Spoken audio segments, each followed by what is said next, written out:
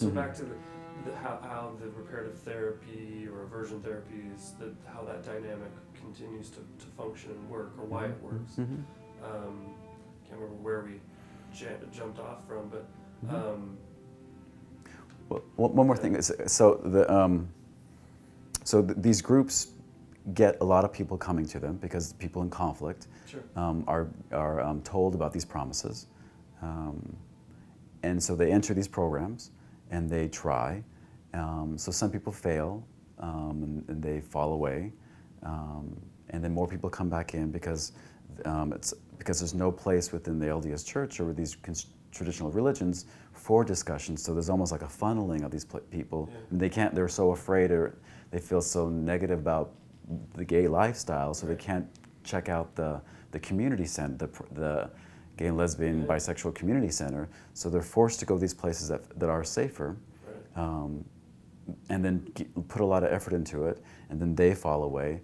So it kind of it keeps itself going because it keeps giving this message of we're offering hope, we're offering a place where no one else gives you this kind of support. But there's no accountability. There is no a sense of why are people falling away. There are the research that does happen, like trying to assess for the harms. I don't think it does do an adequate job of what is harmful about these interventions.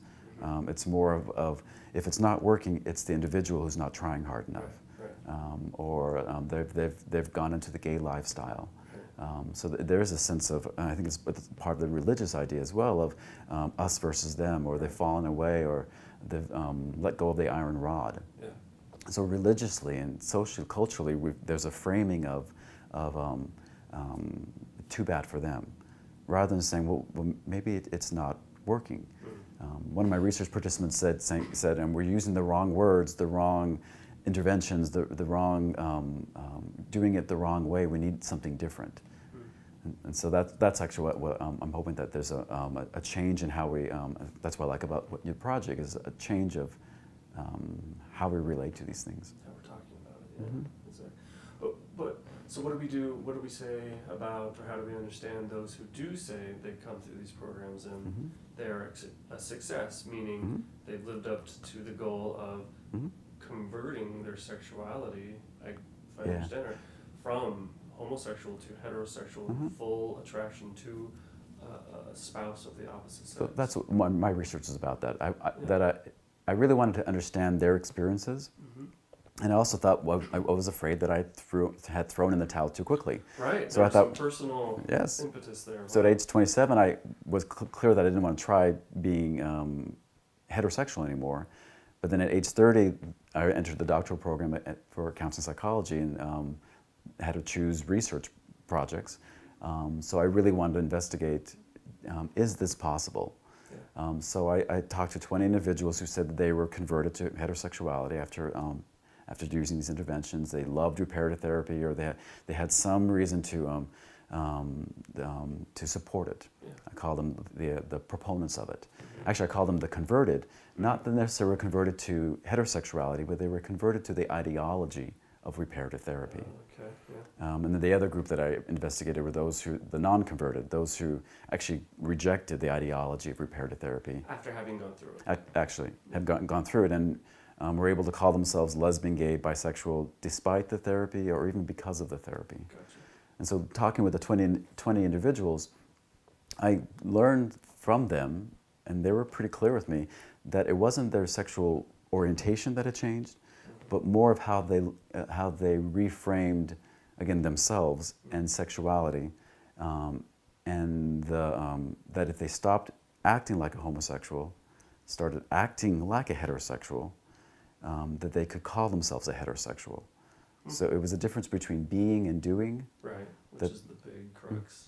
That the more, if you do homosexual stuff, then you have to repent. But if you do heterosexual stuff, you're on the right path. Right. So none of these individuals, even those who call themselves heterosexual and even wrote books promoting this, they kept saying that they had attraction to the same sex. And then they rationalized it saying, well, like a drunk, you would still have these urges. Right. But when I asked them about heterosexual arousal, it never really was the same as the heterosexual arousal that I would if I talked to a heterosexual. Right. It never was a sense of desire and eroticism, Right. but more of an emotional attraction. So they would call themselves heterosexual because they loved their heterosexual spouse or their And were opposite able sex. to perform sexually and romantically to a sufficient degree.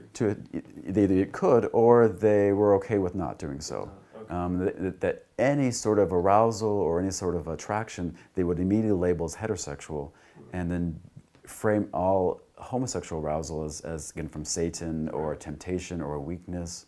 Yeah. So it was really how they framed themselves, Interesting. how they constructed their identities. And so so again, just to put a fine point, there were in your 20 sample of 20, Mm-hmm. none of them actually, even if they use the word heterosexual, in the reality of their experience, were actually experiencing heterosexuality. Arousal.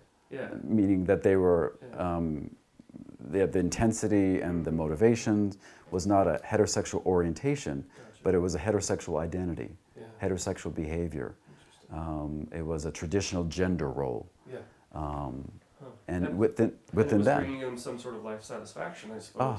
and relief. Because- yeah. So for them, just like myself, it became a non-issue. So they could stop struggling against it because they found a way to put it in a position, to frame it in a way that felt that fit with their religious and their family Right. and cultural paradigms.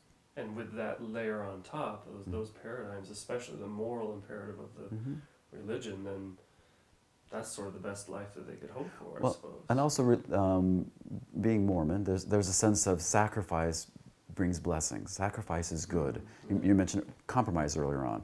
That if you compromise, you're doing something well. Right. If you submit and if you feel bad about it, good. I mean, fasting is not it's not a satisfying thing. Fasting is suffering. And so we learn from a young age to suffer and to numb out about it, to be okay with suffering. And so there is this framing of if I'm suffering, that's okay. So mental health really isn't the goal here.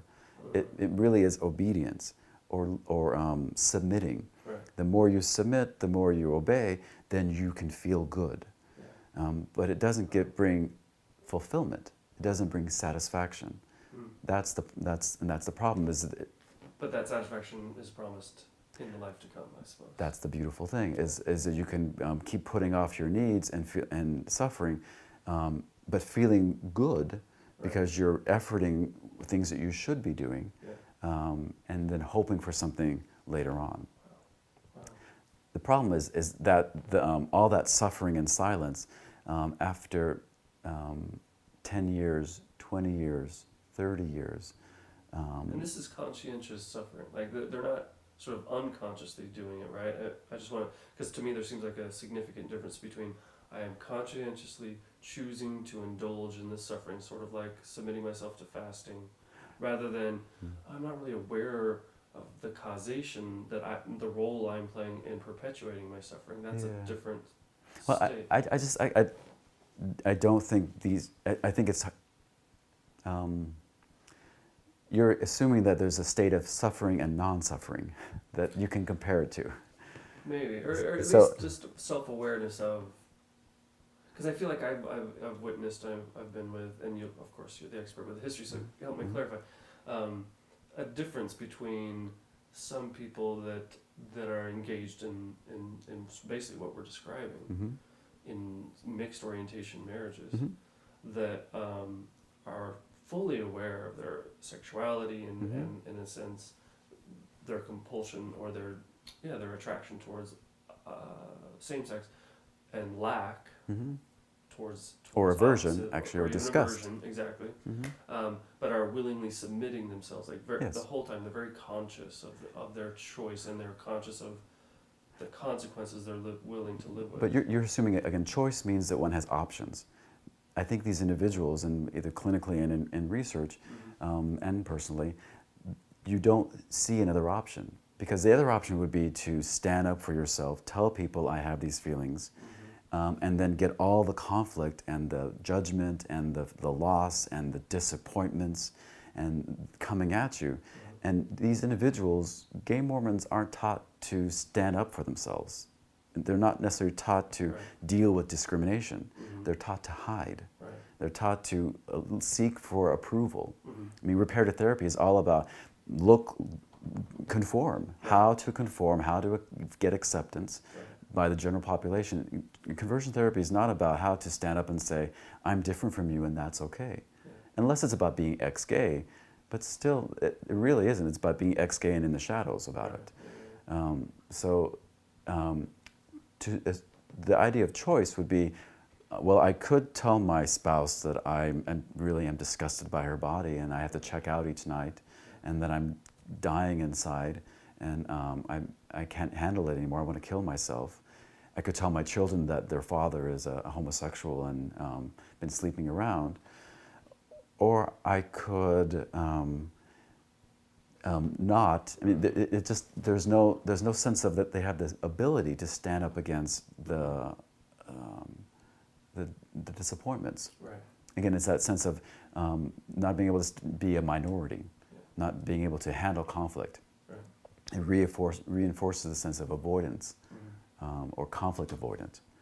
I have to say there have been a few that I've interviewed so far in my process that at least feel like, because I completely validate, historically and so on what you're saying, and contemporarily, there feels like there's a bit of a newer breed where they're saying, I'm intuitive enough to learn from that experience that you've just described and say, I still want to sort of pursue my sort of religious goals and personal goals that include mixed orientation marriage and so on, but I'm going to do it completely open to my spouse, kids, family, everyone, and even try to find mechanisms to help myself stay as conscious as possible throughout it, so I'm aware of all the sort of quote unquote suffering that I may be submitting myself to, so I don't become unconscious to it, and then consciously say, I accept it.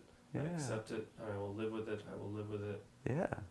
I still wonder. But I mean, I guess that's an observation I've made that I've been even surprised. Well, that's part of my clinical work. My therapy is based upon helping individuals go through a process of exploring who they are, what they want, what they don't want, why they don't want those things, why they want those things, what's possible, where do they feel vulnerable in, why they can't be authentic, why they feel that they can't be openly discussing of their issues, helping them to do so that they can own their lives, so that they can really say, I can talk to my spouse and if she disagrees or he disagrees with me, I'm okay with that.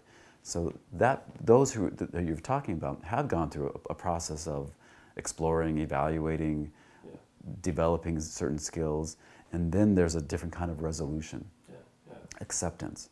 More holistic. Yeah, and I think all relationships need to do this. Heterosexual ones, bisexual ones, homosexual ones, of a sense of, why am I going to commit to you when I could have sex or be with other people or be alone? There is a sense of acceptance of I want to stay here because the good stuff is here. I still question,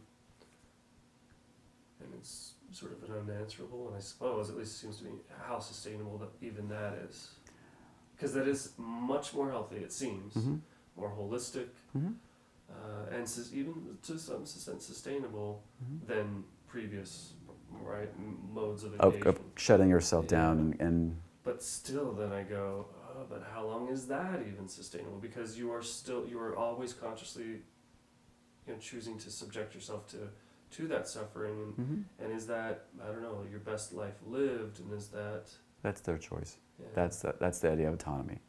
So if someone, all of us, and that's what I love about the idea of free agency, that granting autonomy to people and granting it to yourself, and that each moment of your life and each decade, each year of your life is yours to live. Yeah. So if you choose to live it in this way, go for it.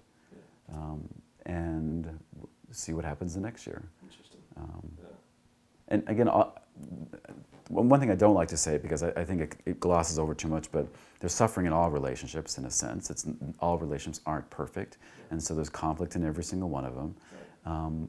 But to say that, I don't think that is necessarily a blanket statement for these mixed orientation relationships, because there's more of certain needs that cannot be met Right. within the relationship. Yeah. Not to say in some heterosexual ones can't not be met either Mm-hmm. because of choice of partner. Yeah. But there has to be this coming to terms with of, I'm going to stay here and I know why I want to stay here, Yeah. and I'm going to put my efforts here. Right. Acknowledging there will always be that fundamental gap or lack or whatever we're going to call it. But because of the consequences of these choices, that's why I really work so hard to have people get clear about what their needs are, get clear about what they don't need in a relationship. So as they're choosing a partner, that they can be more selective. So they don't get into something and then think, well, if I just, again, effort it enough, this Right. person will change, or I can put up with the suffering again. Right. So no reenactments of the suffering, but more of a knowledgeable way of getting the best you can out of life.